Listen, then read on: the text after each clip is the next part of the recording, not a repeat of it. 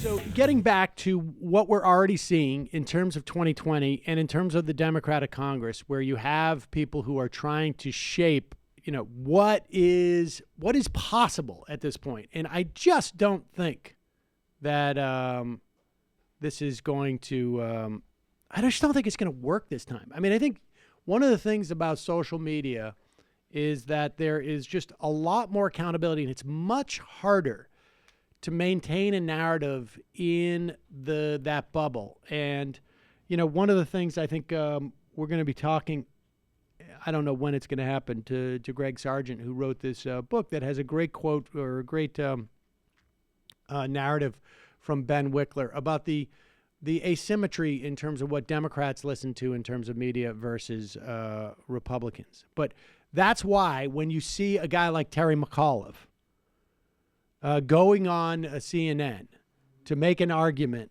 about what positions candidates should be taking going forward, you should pay attention, because Terry McAuliffe isn't dictating it, but somebody's sending him out there to do this. They freelance too, but they freelance because they think there's somebody who wants them to say this. So it's both it's an audition for a job, but it's also they put this out there. I remember at one point, Mark Green had approached me about writing some op-ed for Hillary or something, I think back in like 2008. Wrong interlocutor. And I was like, wrong message, wrong messenger, for the wrong purpose. But almost everything else was right. And I was like, oh, absolutely not. No. Don't know why you would have thought I would have ever done that. And then I saw like 4 days later, Lanny Davis was right. So, like, super insulting. Right. Thought of it in the same pool. Well, as no, Davis. it's Lanny Davis is in every pool. He's just at the bottom. It's fine. When everybody else is Lonnie said no, will do it. He's like, I'll be me. I'll do the Honduran. So here's the point.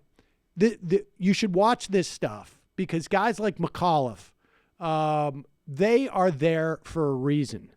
And here's Dana Bash asking McAuliffe about which one should we start? Oh, yeah, here it is. Okay, about free college. Let's start with this. Is number 5.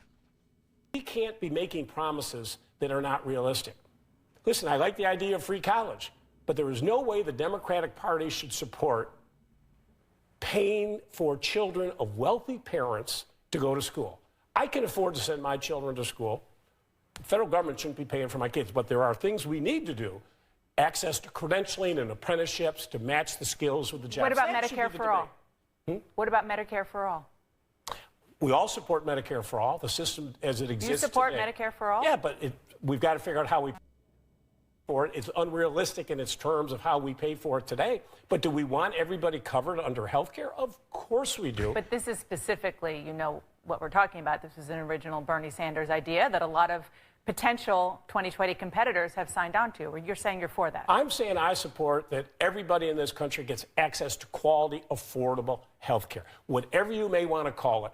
Because the system today, and I was a big supporter of the ACA, but we do need to tweak it to take it to the next level. We got to fix it. Am I for health care for all individuals, affordable, quality care? You bet I am. The key is, and this is why I say governors are very important, because when we make promises, we have to deliver. We have to actually All right, I don't pay need to for hear the what we're pablum. We've already actually heard the promising. good stuff as we here. get I'm starting to think he does not support Medicare for all. Well, let's just do this exercise. Jamie, ask me if I am for right-wing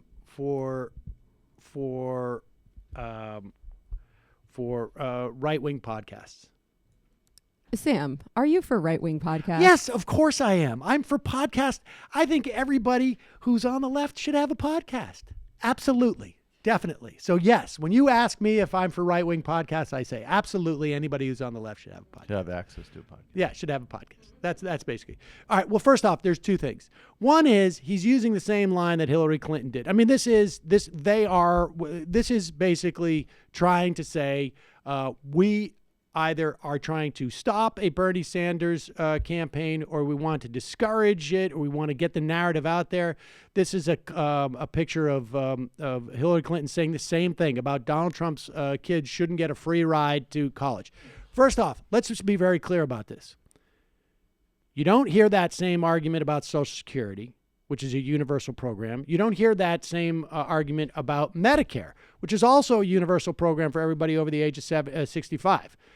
You don't hear it about, so you know that they believe in universality. And you know they understand that you don't need to means test Social Security. You don't need to means test Medicare. The way that you means test that is you tax wealthy people more, period, end of story. You do the same thing.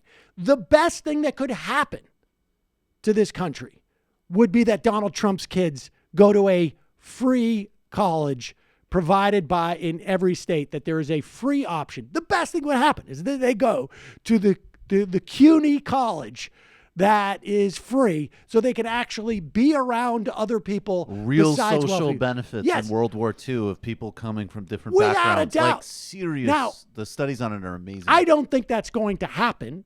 I think Donald Trump's kids and grandkids and wealthy kids are still going to go to private colleges. They're not going to take that public college option, but it would be great if they did. And the cost to the taxpayer would be minuscule. It would not, we're talking maybe a penny of taxes annually to support the number of wealthy people who would take advantage of this. But that would be great. That would be great if we had billionaire kids, millionaire kids going to school with someone whose parents, are making $40,000 a year. That would be the best thing for this country that we could imagine when it comes to college. So this argument that we don't want rich kids, it's just absurd. It's absurd. And if Terry McAuliffe is for Medicare for All, then he should sign on to a proposal. I'm sure we can get a letter for him to sign on, but he's not. So you got to just be careful about what they're saying. He's saying he is okay. He wants universal health insurance. And that just means taking the ACA and making it slightly more affordable in his mind. And that's about it. And that's just simply not enough. People are sick of it. People are really sick of it. And as you always say, as soon as you stick in that dishonest word access, then we already do have universal health care. Right. Everybody has has access. access. Nobody's blocked from walking into. Right. It's just. I have access to a BMW. Right. It's the same. Totally. It's a fundamentally dishonest. I don't know why you're stopping there. You got access to one of those sweet Teslas. Yeah. Whoa, because we don't do Elon Musk shout outs on this show. What's the matter with you? I'm sorry.